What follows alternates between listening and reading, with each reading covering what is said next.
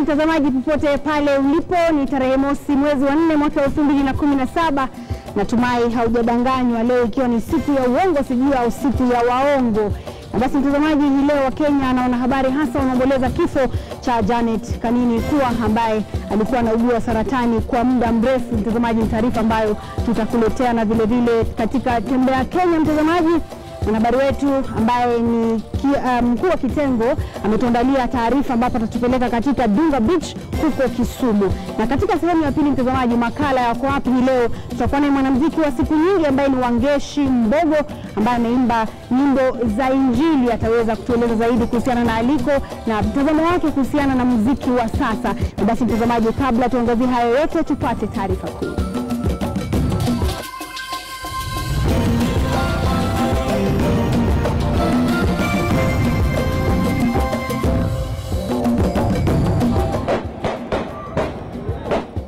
Wakenya wagutushwa na jinsi afisa wa polisi alivyomuua kwa risasi mshukiwa wa wizi.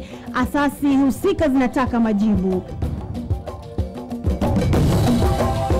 Wako na masikio hawasikii, wako na vichwa wanabeba tu kama mzigo, hawatumii. Ndio wanaweza kutuuliza barabara ziko wapi. Naibu Rais William Ruto wapiga kambi katika ngome ya Isaac Ruto, huku Raila na kikosi chake wakiwa Wajir kumpigia debe Gavana Ahmed Abdullahi. Katika Tembea Kenya, kurunzi yetu inaangazia Dunga Beach katika kaunti ya Kisumu.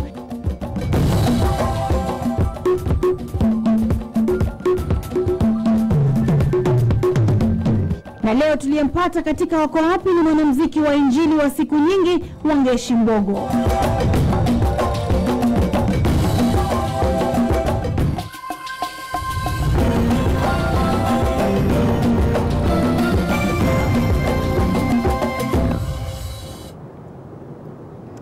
Karibu mtazamaji, mimi ni Mary Kilobi, mtangazaji wa ishara ni William Sila.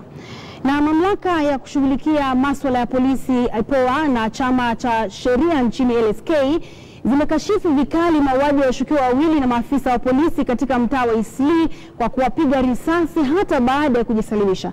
Mtazamaji, tahadhari kwamba picha ambazo ziko kwenye taarifa hii ni za kuogofya. Mwanahabari wetu Nikombwa anaarifu. Ni video hii ya mwanagenzi katika mtaa wa Eastleigh ikionyesha jamaa moja ambaye alikuwa tayari kapigwa risasi na afisa wa polisi ambaye hakuwa na sare na wakamshika mwingine. Hapa hakujua alikuwa na dakika za kuhesabu duniani.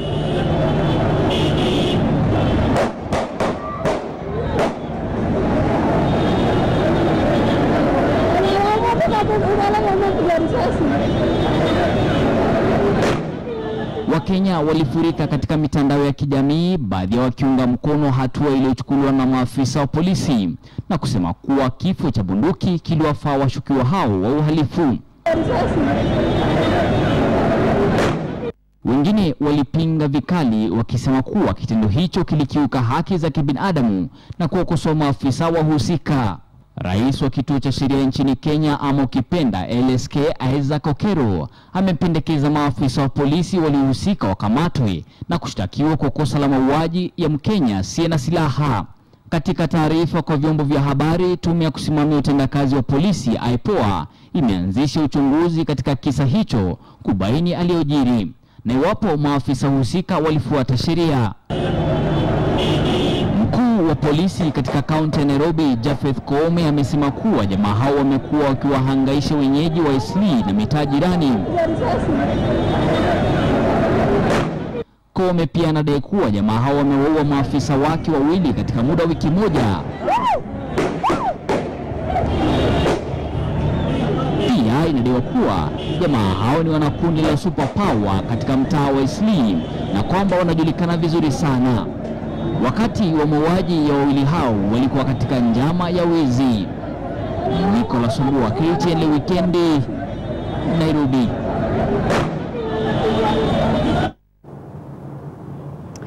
Mtazamaji, wa Kenya na waandishi wa habari wanaomboleza kifo cha mwanahabari shupavu Janet Kanini Ikua aliyekuwa mtangazaji hodari katika kituo cha NTV. Itakumbukwa kwamba marehemu Janet alipigana vita vya kuugua saratani ya mapafu, ambapo Wakenya wa matabaka mbalimbali walikuja pamoja na kumfanyia michango ya kumsaidia kupata tiba. Kifo chake kimewashtua wengi kutokana na kwamba mnamo Februari mwaka huu madaktari walisema kwamba ashapona saratani hiyo. Janet alipatikana na saratani ya mapafu mnamo mwaka 2015, ndipo wakaanza matibabu aliyolazimika kusafiri nje ya nchi mara kwa mara kwa usaidizi wa wahisani na wapendwa wake.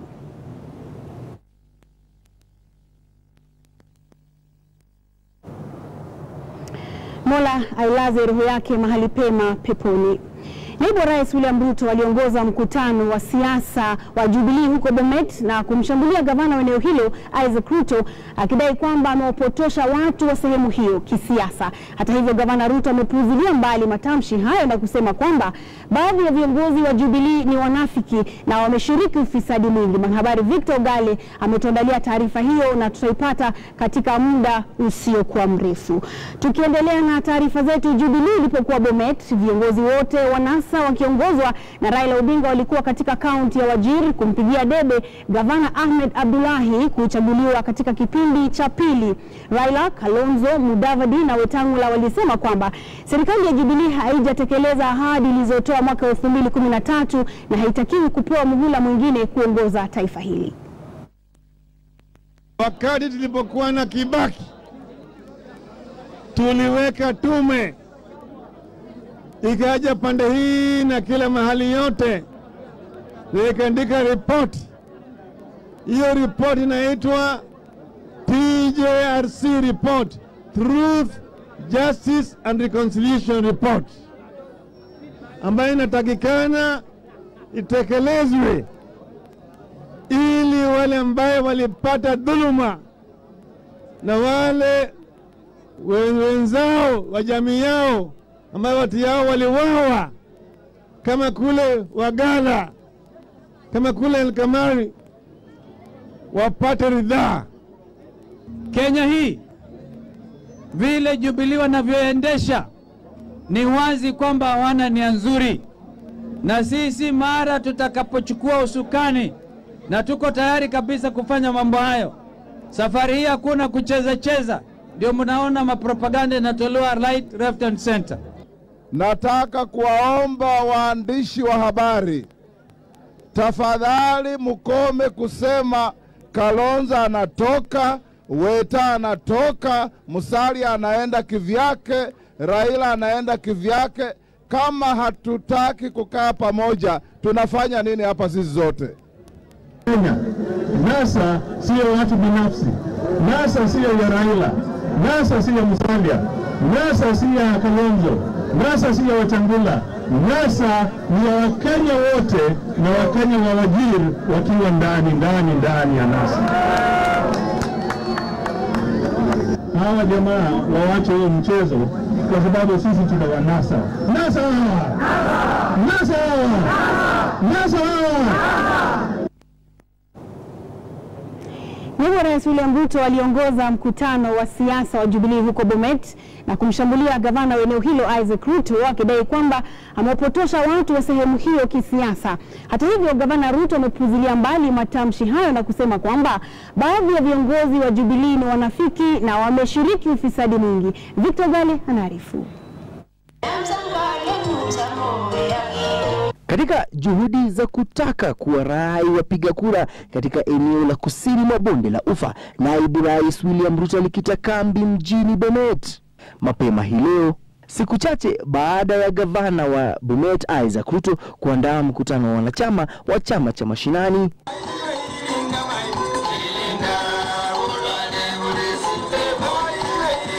Kuna tatizo tuko nayo katika ujenzi wa Bomet, ni kwamba yule jamaa wa mkutano itakwisha anasema ya kwamba anataka iwekwe mahali ya takataka. Kwa kichwa yake takataka ni muhimu kuliko masomo ya university ya watoto wa Bomet. Anaenda Dubai kukula pesa yenu, na pesa sio tunapambana pesa ikuje hapa nyumbani. Hatukusema ikuje utengeneze vyama. Safari hii niko nyuma ya president na deputy president. Kusema ya kwamba nimecheza. Alafu sisi ukiingia Mount Kenya sasa hawaiti mheshimiwa Ruto, wanamuita Ruto. Ule Ruto manake wameamua hao wanaenda Nairobi, alafu wanaanza kutenga watu, wanatenga pesa na kutenga watu. Wanasema hawana scandals, ati hawajasikia maneno inaitwa Eurobond, hawajasikia maneno ya NYS, hata Murkomen ati ajui, hata Duale ati ajui. Ala, Kiongozi wa wengi bungeni Aden Duale aliwashutumu wenzao wa NASA akisema kuwa serikali ya Jubilee iko katika mstari wa mbele katika kuendeleza maendeleo ya wananchi. Victor Gale, KTN News, kaunti ya Bomet. Na mtazamaji, tukitoka Bomet tuelekee katika kaunti ya Bungoma, ambapo katika kijiji kimoja eneo la Sirisia, kaunti hiyo ya Bungoma, wenyeji wanaishi na wasiwasi kutokana na kukosa taarifa maalum kutoka kwa serikali kuhusiana na aliko mtoto wao aliyekuwa mwanajeshi huko El Ade nchini Somalia zaidi ya mwaka mmoja sasa tangu kambi hiyo kushambuliwa na Al-Shabaab. Mwanahabari wetu Leftu Matambo anazo simulizi za jamaa na wajane wa wanajeshi hao. Kijijini Sirisia, kaunti ya Bungoma, hali si shwari hapa, japo utulivu upo. Ni utulivu wa shuku na shauku ya kupotea kwa mwana wa boma hili la mzee Patrick Wabomba. Kijana barobaro Wycliffe Wabomba, kifungua mimba wa familia ya watoto 6. Wycliffe alikuwa mwanajeshi aliyehudumu nchini Somalia chini ya AMISOM katika kambi ya KDF ya El Ade. Mambo yalifanyika huko hatujui, sisi hatujawahi kumuona. Wengine wamepata watu wao, lakini kijana wetu huyu tangu wakati ule hatujamuona. Hawa watu hawatatutisha. Sisi tuko tayari kusimama imara kulinda nchi yetu. Ni mwaka mmoja na miezi miwili haswa tangu shambulizi la El Ade, ambapo ijapo serikali bado haijatoa idadi kamili ya wanajeshi wa Kenya walioangamia, inakisiwa kuwa zaidi ya wanajeshi 100 walipoteza uhai wao mikononi mwa magaidi wa Al-Shabaab. Patrick na mkewe Beatrice hawaelewi iwapo mtoto wao yu hai au la. Hata serikali haijatuonyesha ni nini kilifanyika. Kuongea naye ilikuwa mwezi wa kwanza mwaka 2016. Beatrice ana kumbukumbu kama jana ya ahadi ya kujengewa kasri na mtoto wake anga awatoe katika maisha ya uchochole na ya kijungujiko, lakini hiyo imesalia ndoto tu hadi sasa. Kasema mama, huyu kijana bebe mchanga, nataka kutengenezea nyumba. Kwa sasa familia hii ina kibarua kizito mithili ya nanga cha kumfariji mjane na mtoto mchanga. Mbali na wadogo zake Wycliffe, hata washauri na saha wako katika njia panda. two possibilities, because in this case we are still having hope that probably has been held hostage and one time he will be able to emerge. Hali si tofauti nyumbani kwake Maureen Auma, zaidi ya kilomita 200 kutoka kwa Wycliffe, mtani Kiratina katika kaunti ya Nakuru. Maureen anamsaidia binti wa miaka 10 kupitia vitabu. Mjane mchanga huyu wa umri wa miaka 30 ameanza kuikubali hali ya kuachiwa malezi ya watoto wawili. 15th of January 2016, it was on a Wednesday. Tuliongea na Joseph mpaka saa 9 ya asubuhi.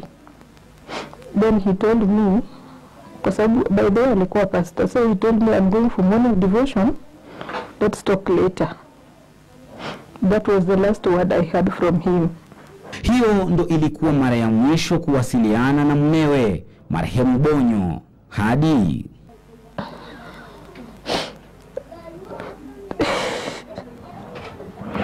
nikaona the breaking news.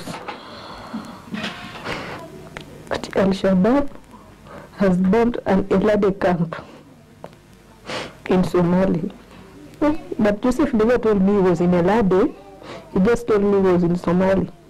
Foka ya sonono, shauku na simanzi, Auma anasimulia kupata mazito kutoka kwa jamii ya bwanake. let it be, or let my son be the first person to die.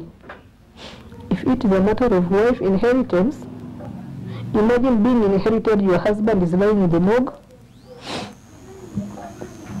Maureen anapokea shilingi 12,000 pekee kutoka kwa serikali kila mwezi. Ususi wa vitambaa unatilia pondo kichache hicho akipatacho. Kwa sasa, haya ndiyo masaibu ya wajane na familia zilizoathirika. Lofty Matambo, KTN Leo Weekendi. Mtazamaji, bila shaka ni mazito hayo ambayo yanakumba familia hizo. Natumai kwamba wataweza kupata majibu kutoka kwa mamlaka husika. Na basi mtazamaji, tupate mapumziko mafupi na kisha nitarejea na taarifa zaidi, mkiwemo makala ya Tembea Kenya hii leo tukielekea katika kaunti ya Kisumu. Na kukumbusha tu katika sehemu ya pili makala ya Kwapi hii leo tunaye mwimbaji wa siku nyingi Wangeshi Mbogo ambaye ni mwimbaji wa nyimbo za Injili. Utaweza kumsikia, atatuambia ako wapi sasa, na tutambia kuhusu muziki wa siku hizi ambao wengi siku hizi wanaukosoa. Usiende mbali.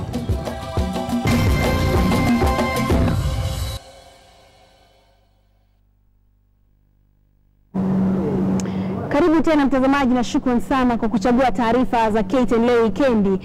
Maharusi 10 hii leo walipata fursa ya kufunga ndoa katika harusi ambayo ilijawa na mbwembwe za aina yake kule kaunti ya Murang'a.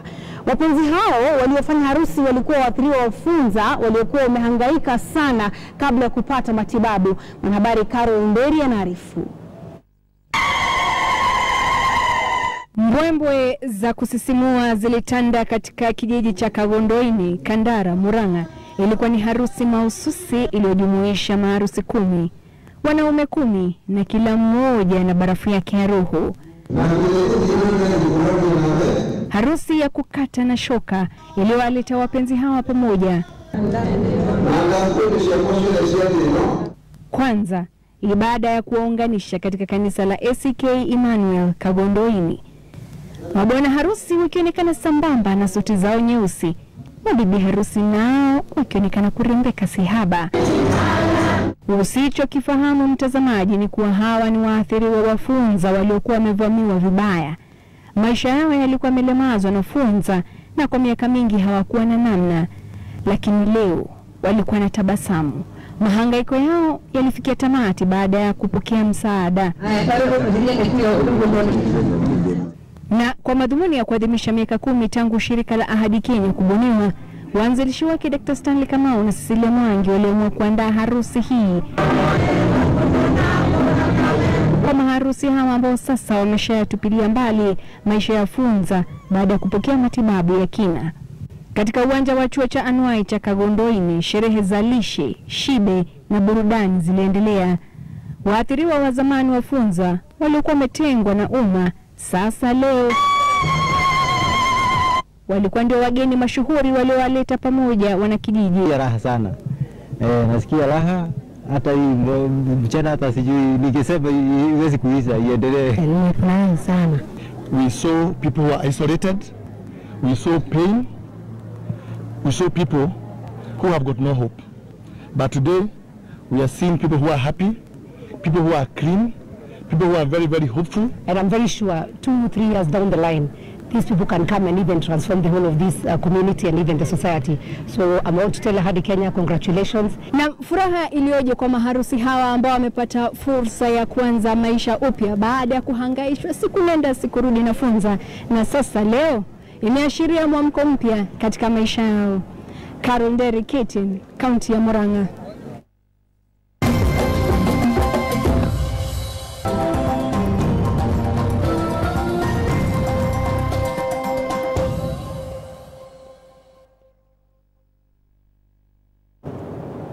Mtazamaji, karibu michezoni. Ferguson Rotich na bingwa wa chipukizi Kipyegon Bet wataiongoza timu ya Kenya ambayo itashiriki katika makala ya mwaka huu ya mbio za kupokezana vijiti yatakayoandaliwa nchini Bahamas. Vilevile Kenya itakosa kushiriki katika kitengo cha mita 400 baada ya timu hiyo kukosa kutimiza muda uliowekwa. Wanariadha 28 wataiwakilisha Kenya kwenye makala ya mwaka huu ya mashindano ya mbio za kupokezana vijiti yatakayoandaliwa nchini Bahamas. Ferguson Rotich atakuwa akiongoza wenzake kwenye mbio za mita 800 kupokezana vijiti huku akisaka ubingwa wa mwaka huu. Rotich alishiriki mbio za mwaka wa 2014 ambapo Kenya ilitua nishani ya dhahabu. Nyota huyo ni miongoni mwa wanariadha ambao waliandikisha matokeo ya kuridhisha kwenye mashindano ya mchujo yaliyoandaliwa katika uwanja wa Kasarani. Beth Kipyegon, Alfred Kipketer, Cornelius Tuwei na Timothy Kitum pia watashiriki mbio hizo za mita 800. Hii timu imechaguliwa leo ama itachaguliwa leo iko strong juu kila mtu ameng'ang'ana vile alivyokuwa anaweza. Naona fomu yangu tisam niko sawa vile nimeanza mazoezi yangu, sikuwa nimeanza kama last year vile sikuwa nimeleo sana, lakini tisia naona progression yangu nimeanza vizuri. Timu ya kinadada inawajumuisha Emily Cherotich, Sylvia Chesebe, Mary Kuria, Igleina Lianya na Josephine Chelagat. Kenya haitashiriki kwenye mbio za mita 400 za kupokezana vijiti baada ya kukosa kutimiza muda uliohitajika. Je, Kenya ilikuwa na nafasi ya kufuzu? Regulation also says they cannot qualify on their own. There must be not less than 2 foreign teams coming, but unfortunately within the last minute they said that they are not coming. Kenya itashiriki katika vitengo 6 ikiwemo mita 200 na mita 800 kwa wanaume na wanawake, mita 400 kwa wanawake pekee na pia mbio za mchanganyiko. Robinson Okenye, KTN Michezo. Mtazamaji, Bandari wamepanda hadi kileleni mwa jedwali la ligi kuu nchini baada ya kuwalaza Muhoroni Youth mabao 3 mtungi kwenye mechi ambayo ilichezwa uwanjani Mbaraki. Dani Serunkuma aliwapa Bandari uongozi kunako dakika ya 32 kabla Shaban Kenga na Musa Mude kufunga bao la pili na la tatu mtawalia katika kipindi cha pili na basi kuhakikisha ushindi huo muhimu. Kwengineko, bao la pekee la Samuel Onyango liliwapa Ulinzi Stars ushindi dhidi ya Kariobangi Sharks mjini Machakos. Nao AFC Leopards walipata samahani mtazamaji